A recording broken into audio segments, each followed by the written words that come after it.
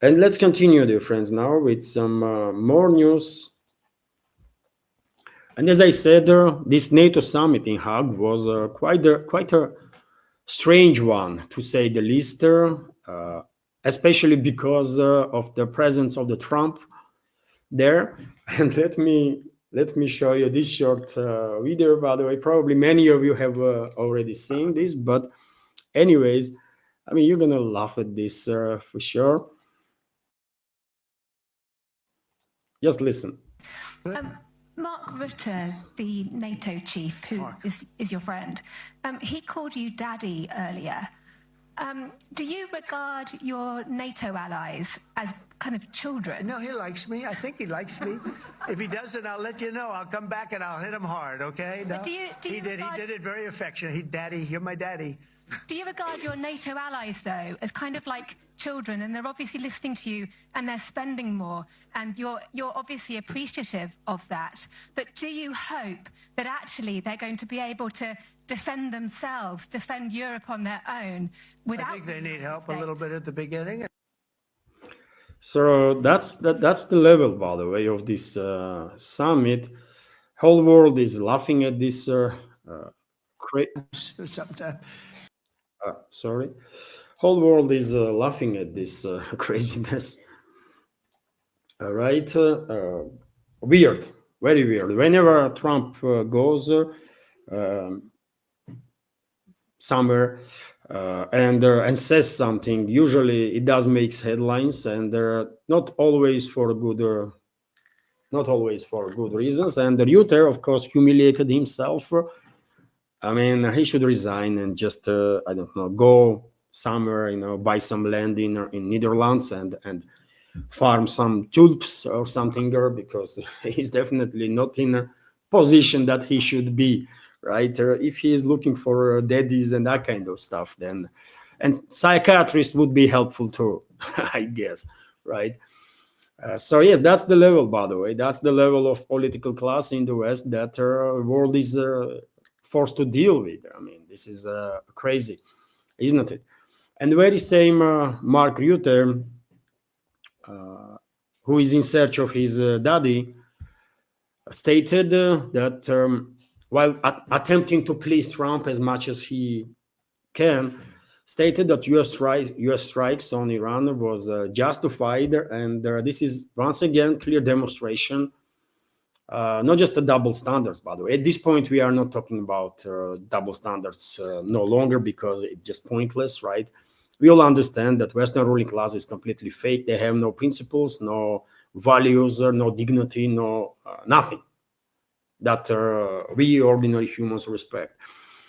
They are complete degenerates, right? And scum of humanity. And so this news is just once again highlights this fakeness of the Western so-called elites, isn't it? Because they, day in, day out, are criticizing Russia for taking steps to defend itself against this hostile collective West, which provoked proxy war. And definitely no one who is analyzing the situation can say that Russia was unprovoked. Collective West was provoking Russia from 2008, right? When NATO, for example, invited Ukraine and Georgia into NATO to join NATO, and by doing so, especially in regards to Ukraine, NATO dismissed basically Budapest Agreement, right? It was Budapest or Bucharest Agreement, Budapest Agreement, right? According to which Ukraine should maintain its neutrality. And then 2014 happened, right? When Collective West orchestrated bloody coup d'etat in the country and basically initiated inside the Ukraine civil war, when these neo-Nazi criminals that were put in charge began genociding Russian-speaking east of the country. And the rest of it is history, obviously. At some point in 2022, Russia just had to get involved directly especially after everyone realized that the collective West was not serious about Minsk I, Minsk II agreements. After all, we all know that Hollande, former French president, and Merkel, former German chancellor, they said it openly that they were using this Minsk I, Minsk II agreements to arm to the teeth their proxy regime in Kiev and to prepare for a war against us, by the way, right? They said it openly. And obviously in 2022, Moscow had no options but to begin special military operation. And still, by the way, even though this conflict 100% provoked by the West, day in, day out, Western so-called elites are saying that well, Russia's unprovoked aggression, and no one is taking them seriously no more, isn't it? Especially outside of the collective West. But look at their statement now that they are making in regards to US and Israeli strikes on Iran, which was absolutely 100% unprovoked, by the way, right? Iran did not bring their military installations closer to either one, Israel or US. Iran did not attack these countries, and moreover, Iran was engaged in diplomacy with the US, for example, and 2 days before sixth round of talks between sixth or seventh round of talks between Tehran and Washington should take place in Muscat in Oman, Israel began its war against Iran. Absolutely unprovoked, right? Unjustified, illegal attack on Iran from Israel, and then US get engaged also directly and openly, right? And Reuter, who loves to criticize Russia constantly, is saying that, well, US strike on Iran was justified. Really? You know, you tell me, dear friends, what is your take? But at this point, really, I really doubt that hardly anybody in this world that is not being brainwashed by the propaganda of these psychopaths that are in charge of collective West is doubting that all these people are fake, by the way. They have no dignity. All these elements that are in charge of the West are completely fake, have no dignity, no morality, no principles, no values, nothing, right? All they care is their personal interests and their whatever sick geopolitical agenda they have. And what is that agenda? To destroy global South and emerging multipolar world because they are scared of competition. They are scared to death with their increasing competition from rest of the world. That's all it is, right? Anyways, to continue, dear friends, as I said, Trump was making headlines and entertaining the world yesterday big time. And for example, at one point, he commented about his US's strikes on Iran, and he made quite strange statements there. Let's listen to this short clip also. Mark Rutte. Not this one, but this one. And you'll see that. And it's going to come out. Israel is doing a report on it now, I understand. And I was told that they said it was total obliteration. You know, they have guys that go in there after the hit, and they say it was total obliteration. Did you catch what he said? That some Israeli assets were going there in this bombed nuclear facility, and they confirmed that it was completely obliterated. What the hell is he talking about? Dear friends, do you understand? What the hell is he talking about, man? I don't know. It's crazy, isn't it? It's completely crazy, man. And yet again, that's the people that we are dealing with in this world, isn't it? And this is not all. this is not all. He then went to criticize U.S. media outlets and called them names. He went quite vulgar, by the way. He forgot that he's a president of U.S. He represents country and should behave accordingly, I guess. That would be expectation from, or should be expectation from any president, but Trump is a bit different. So he went to curse basically a number of U.S. media outlets for their criticism of effectiveness of this U.S. bombing raid on Iran. And afterwards, he went to actually demand from CNN one of their journalists there to be fired. So American leader Donald Trump has demanded that CNN fire reporter Natasha Bertrand. By the way, I'm not familiar with this person. I don't watch CNN. Maybe some short clips time to time that I might see on YouTube, but I just don't really pay much attention to this propaganda outlet.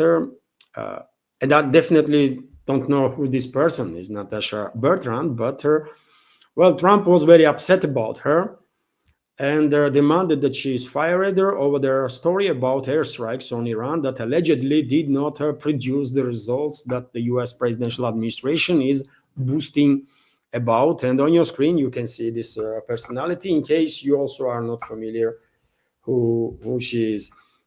And CNN already made a statement that they are standing behind their stuff and they're not going to fire no one just because Trump is demanding this. And again, by the way, it's like circus, it's a crazy circus that is happening right now, and the entire world is turning into this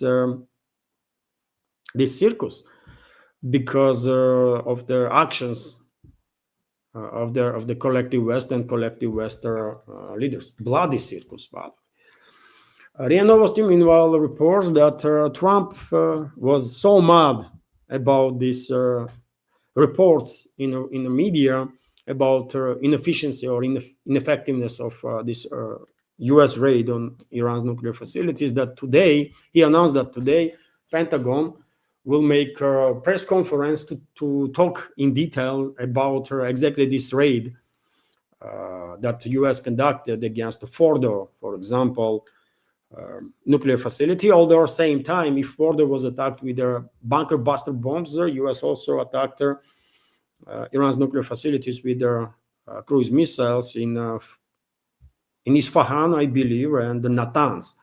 Right. So today, Pat Hexed and some other officials from Pentagon probably will talk to journalists and share some more information about it. But dear friends, hold this topic of effectiveness or ineffectiveness of U.S. strikes, in my personal opinion, is attempt of the globalists and their allies in US, in Israel, elsewhere, to basically prepare ground for potential further escalation in the Middle East, because I'm 100% convinced that globalists are not happy and their partners are not happy. They want a regional war to be provoked there in the Middle East, regional war that will last long enough to shut down navigation in the Persian Gulf and through Hormuz Strait for years, potentially, and by doing so, harm China as much as they possibly can. Chinese economy, which is their main importer of the energy from Middle East. And I spoke about this topic. This is just a part of their plan. There is much more on top of it. So therefore, I read these attacks on White House and the Pentagon from Western so-called media as definitely preparation of the ground for further escalation, right?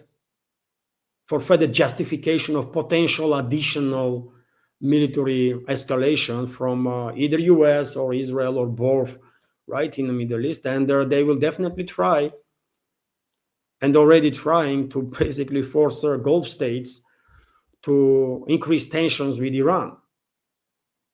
because to provoke long-term hostilities in the Middle East, in the Gulf region, in the Persian Gulf region, collective West has to provoke hostilities on ethnic and religious lines.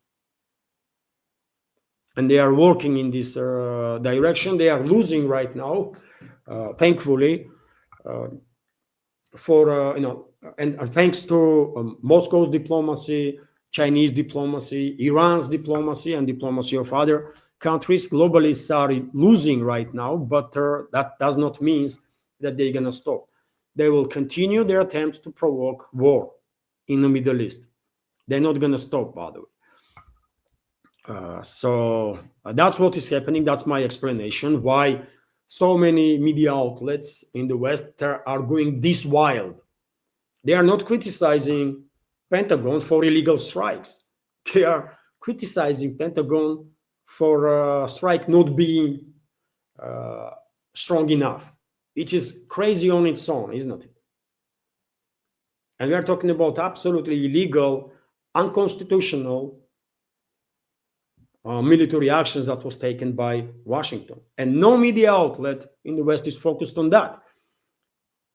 They are criticizing White House for ineffectiveness of the strike. Crazy, isn't it? But let's see what Pat Hexet will say today.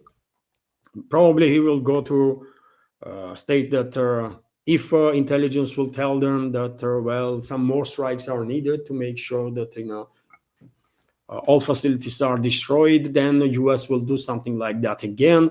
Already Trump kind of hinted on that, isn't it? That if necessary, they might actually strike again.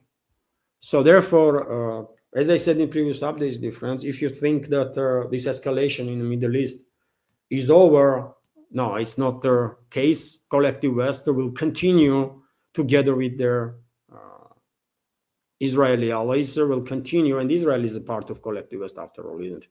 They will continue their attempts to provoke war in the Middle East. But to come back to NATO summit itself, we have this report that NATO member states approve a new military spending threshold of 5% of GDP for all the countries to be reached by 2035. So Trump's demands were heard and not just acknowledged, but well, they are agreeing now to increase their spending on military up to 5% of GDP. And I'm not sure this is even realistic, by the way. They may sign up for any paper, but 5% of GDP, by the way, will bankrupt to be spent on military only will bankrupt many countries in Europe, especially big economies, by the way. Can you imagine how much money is 5% of GDP in case of Germany, biggest economy in Europe, or in case of France or the UK? These economies already are struggling, right? So they made a promise that I don't think they're going to be able to fulfill. We will see. We will find out. But they will increase spending anyways. At least on some level, NATO countries will most likely increase spending, and they will justify this with a non-existent threat from Russia, isn't it? And they will add China now. They will start scaring Europeans and the Americans and everyone else in Collective West with non-existent threat from Russia and China. Ryute already spoke about it, isn't it? That, well, China is posing threat. I mean, are you serious? Yes, China plans to send its, forces to occupy Europe, isn't it? That's what they're dreaming about. It's crazy, isn't it? But unfortunately, propaganda is so powerful in the West that many people will believe that, yes, I mean, Russians and Chinese are dreaming about occupying them, and that kind of crap. And on the topic of this increased spending, of NATO member states, which is definitely a threat. If anything is a threat for world safety and security, is collective West, by the way, and this military institutions that they have in place. And on this very topic, let's listen what Mark Rutte again said on the spending of their NATO. Where is that video? States carried too much of the burden of that commitment, and that changes today. President Trump, dear Donald, you made this change possible. Your leadership on this has already produced $1 trillion in extra spending from European allies since 2016. And the decisions today will produce trillions more for our common defense to make us stronger and fairer by equalizing spending between America and America's allies. And, well, they are saying it all, isn't it? Openly. Trillions, by the way, to be spent on military. And you guess these trillions are coming from where? Of course, from cuts, inevitable cuts on welfare, first of all, that our NATO member states will do. And this is going to happen in times when, according to comments, by the way, that I receive from members of our community from different Western countries. This is happening at the times when people in European states, people in US, middle class, even middle class, by the way, is struggling with their day-to-day life to make sure that they are able to pay for their bills and so on, especially elderly people, by the way. But even younger generations, right? Younger generations are in extremely difficult situation because they almost have no chance to afford house, right? They almost have no chance to afford house. And when there is so many social issues in these Western countries, in these NATO member states, when social fabric is stretched beyond limits already, local leadership is talking about additional trillions to be spent on to enrich basically military industrial complex and themselves.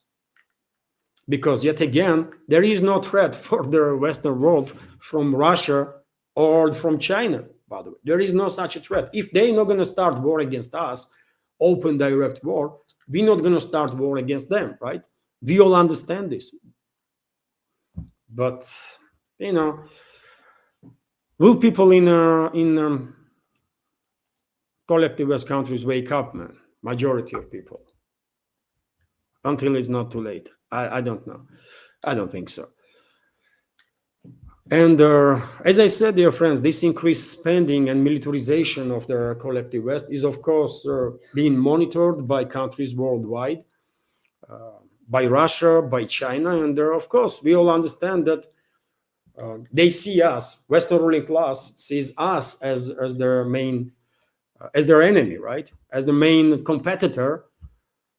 And it is obvious that they want to destroy our country. They want to destroy our societies, our livelihood. And therefore, leadership of Russia, leadership of China, just have no option but to take countermeasures. And we are doing this, right? We are preparing ourselves to be in a position to put up good fight if it comes to it, while hoping that common sense will prevail in a collective West, and at some point they will begin de-escalating. But we have to be prepared for any possible scenario, isn't it? And on this very topic, by the way, Lavrov, foreign minister of Russian Federation, stated that doomsday clock is getting closer to midnight. Russia is actively working to prevent the nuclear conflict. Foreign Minister of Russian Federation, Sergei Lavrov, stated, we have a comment from him. Global security is probably the most important thinker, especially at the current stage when the infamous doomsday clock, and he's referring to doomsday clock that is basically based on scientists from all over the world that are monitoring developments in this world and assessing risks of their full-scale nuclear war or nuclear exchange, right? And currently, doomsday clock is closer to the midnight than ever before. This clock was not close to midnight even during the Caribbean crisis, even during their most heated times during the Cold War. So therefore, we all have quite reasons actually to be cautious and to pay attention to all these developments, right? And that's the doomsday clock that Sergei Lavrov is referring to. So yes, global security probably the most important thinker, especially at the current stage when the infamous doomsday clock is ticking and the hand is moving closer and closer to midnight. It is important to prevent this, and we are actively working to prevent a catastrophe from happening, he said, speaking to employees of the Foreign Ministry of Turkmenistan and their teachers and the students of the Institute of International Relations of the country's foreign ministry. According to Lavrov, talk about the threat of Third World War has become commonplace, which is sad given the rise of revanchist sentiments in Europe. And I mean, who can disagree with Lavrov? Does he has a point here? Of course he does. And this constant focus on the militarization of the collective West countries is definitely bringing us, all of humanity, closer and closer to that midnight on doomsday clock, which means full-scale nuclear war and the end of human civilization. Hello everyone, I hope you find informative and useful this short clip from main news update, and if so, please click that like button and leave some commentary just about anything. It might help to deal with the algorithm and reach wider audience. And if you like my work in general and want to support to save this media project, you can assist through several ways. You can donate to this project through PayPal platform or Boosty, also with the crypto currencies, or you can subscribe to my Patreon page and page on Boosty, where I have quite a lot of extra content on regular basis. All the links are on this video in description box and in the pinned comment. And of course, many thanks to everyone who already helped and continues to support. Thank you.